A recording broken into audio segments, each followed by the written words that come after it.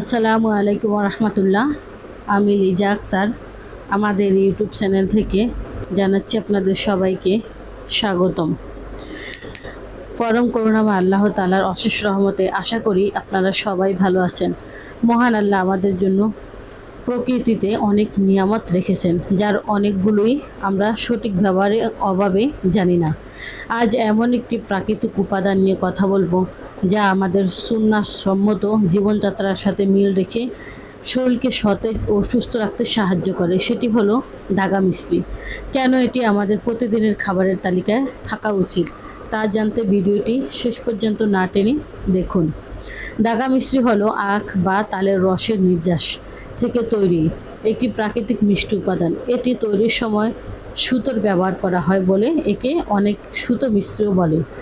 এটি সাধারণ রিফাইন করা চিনির মতো ক্ষতিকর নয়, বরং এতে আখের বা তালের প্রাকৃতিক গুণাবলী বিদ্যমান থাকে।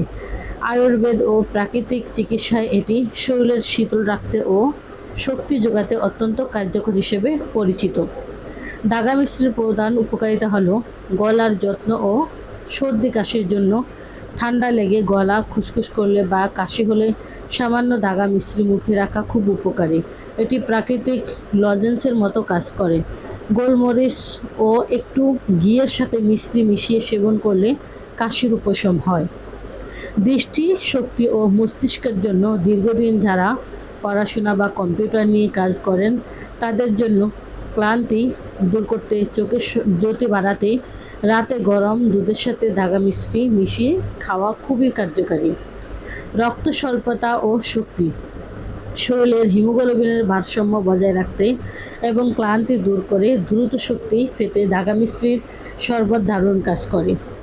হজম ও মুখের রুচি, খাওয়ার পর অল্প মরির সাথে এক টুকরো মিষ্টি খেলে হজম ভালো হয় এবং মুখের দুর্গন্ধ দূর করে প্রশান্তি আসে।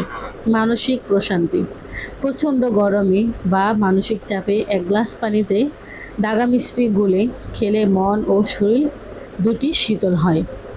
সেবন বিধি ও সতর্কতা, এটি খাওয়ার কোনো নির্দিষ্ট নিয়ম নেই, তবে রাত বা দিনের যে কোনো সময় দুধ বা শরবতের সাথে সামান্য পরিমাণে নেওয়া ভালো।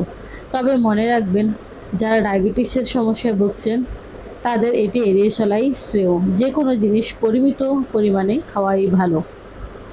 পরিশেষে একটি কথা বলবো, আল্লাহ তাআলা আমাদের জন্য যে খাবারগুলো রেখেছেন তার প্রতিটি উপাদানই রয়েছে বরকত ও সুস্থতার উৎস। সাদা চিনির মতো রাসায়নিক যুক্ত চিনির বদলে আমরা যদি আল্লাহর এই প্রাকৃতিক নিয়মগুলোকে বেছে নিই তবে আমাদের শরীর অনেক বেশি রোগমুক্ত থাকবে ইনশাআল্লাহ। আশা করি আজকের এই তথ্যগুলো আপনাদের উপকারে আসবে। ভিডিওটি ভালো লাগলে পরিচিতদের সাথে শেয়ার করবেন যাতে অন্যরাও উপকৃত হতে পারে। সবাই সুস্থ থাকেন, আল্লাহ তাআলার ইবাদতে মগ্ন থাকুন এবং একে অপরের জন্য দোয়া করুন। আজকের মতো বিদায় নিচ্ছি। পরবর্তীতে নতুন কোনো ভিডিও নিয়ে দেখা হবে। আসসালামু আলাইকুম রহমতুল্লাহ। আল্লাহ হাফেজ। ফি আমানিল্লাহ।